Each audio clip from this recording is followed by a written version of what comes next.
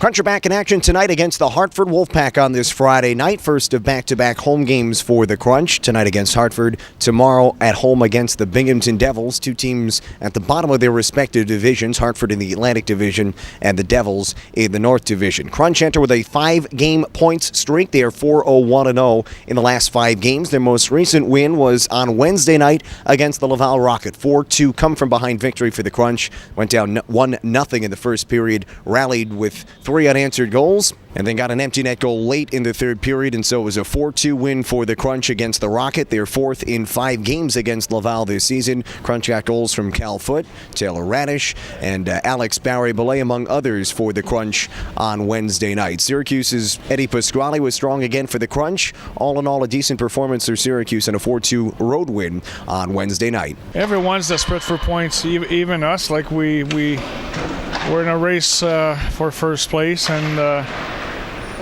so everyone right now wants to win March. It's not a time to get rested. It's a time to push and play your best hockey and prepare for playoff as well. So Laval is desperate. Hartford's desperate. We're going to face a lot of good teams in coming weeks, so it's for us to play good. Now tonight it's the Hartford Wolf Pack for Syracuse, second matchup of the season between these two teams. The Crunch had a 6-0 victory back in early February in Hartford. That was the first and only matchup so far this year between the teams. Tonight, though, features the first ever matchup between Taylor Radish and his brother Darren, who was traded earlier this season to Hartford after the Crunch had played against the Wolf Pack. So those two will square off here tonight in Syracuse.